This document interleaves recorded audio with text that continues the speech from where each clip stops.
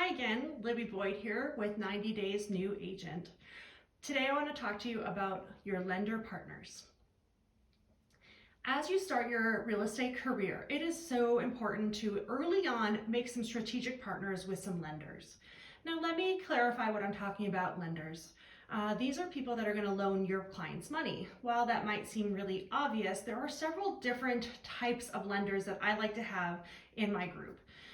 There are private lenders, sometimes can do more creative things. There are brokers, which is what mortgage brokers are usually who we work with. Now these brokers broker the deal between your clients and a third party. So these will almost always get resold, unlike the private lenders will not resell them. They'll hold them themselves, and that's why they can be a little bit more flexible if you have someone with a unique financial situation. A mortgage broker is somebody who actually brokers the deal between you and somebody else, you being the client. So what they do is they look at the different criteria and they figure out which loan they think would make the most sense, and they make sure they have all the documentation to resell to that party. However, if things change, they usually can just go and find a different program that might fit. So things might move a little bit, but the beautiful part is they have a large book of business in order to be able to hand select which deal would be best for their clients. So they don't have to stick to one different lender. They have the whole gamut of people they can resell to after the fact. The third one sometimes is a little bit better rates. It's going direct to the bank.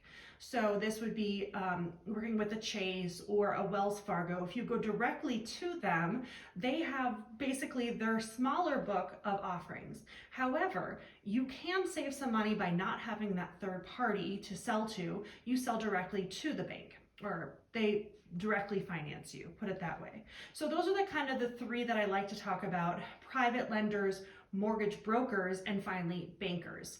So what I'd like to do is have a couple of these kind of in my back pocket that I really know, love, and trust. Let me talk about that. When you find a couple, let's say bankers, when you find a couple people that are brokers, you want to meet with them. I have a rule that I want the person to respond. So if I send them an email and just say, I want to take you out for coffee, and I don't hear back from them, they're probably too busy, they have a closed business, or they simply don't have the same communication style that I have. I generally get back to someone within 4 hours max.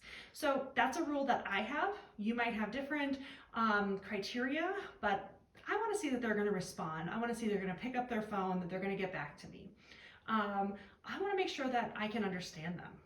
I know that also sounds fairly obvious.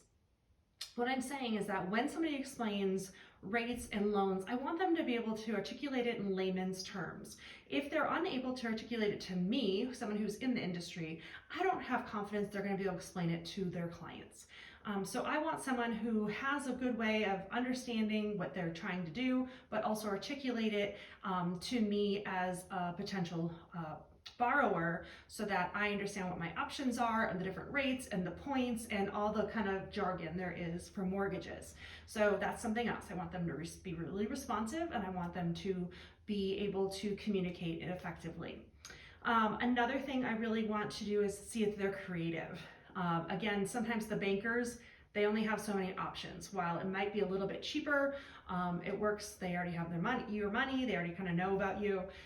But if it doesn't fall in line with their offerings, you could get in trouble.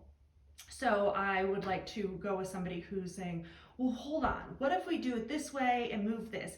It may sound really black and white, and sometimes the deals are, but I have been doing this for several decades, and I can tell you that no single deal is exactly the same. Everybody has different financial situations. You will need to know from this lender to be able to run things by them. So when you say, hey, they're just gonna get like a bunch of money from their mom, is that cool? And they'll say, whoa, whoa, whoa, whoa. We need to know how they're gonna get that money from their mom. Are they gonna be on the loan? Are they just getting a cash payment? How much it has tax implications. So you wanna know what questions to ask and what red flags to look out for. So if you say like, hey, I just met with a buyer and they're thinking about selling a bunch of stocks in order to do this. That works, right? And they say, okay, here's what you need to know about that scenario. The Fannie and Freddie are not going to like the selling the stocks unless it's within 30. There's tons of rules and they change all the time. You do not need to be the expert. You need to have lending experts in your back pocket, someone you know, like, and trust that you can call to ask these questions to. Another really important one is for them to be local.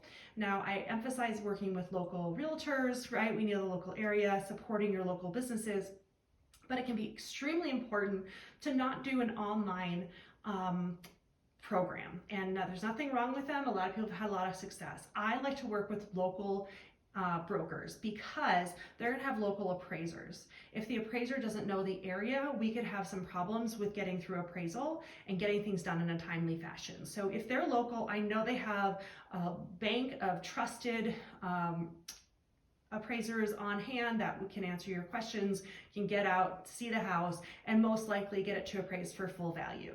So that is one. And the other thing, honestly, in competitive situations, when I'm submitting a loan and the person,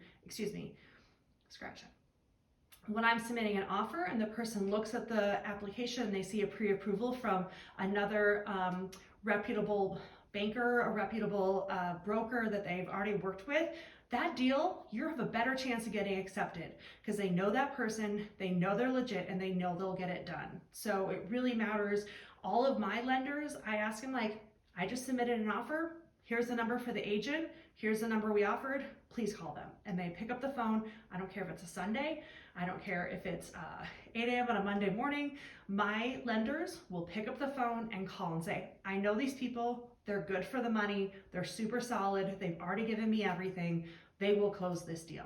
So it can make the difference between getting the house and not getting the house. So you need to go out and find some people, find out who's closed a loan recently and say, how was your experience with your lender? How did that go? You can talk to other agents in your office and see who they recommend. And I would pick up the phone and schedule a little coffee date with them. Having a good relationship with lenders is one of the most important things you're going to do in your real estate career that can really make or break you. Not to mention, oftentimes we like to market with them together. So we have a really good partner. We want to give them business. They want to give us business. You can work together, have a budget to have some marketing materials. So that is what my spiel is for finding a great lender and having a few. We usually recommend 3, and I like to recommend one of each type of lender. So that's your assignment for today.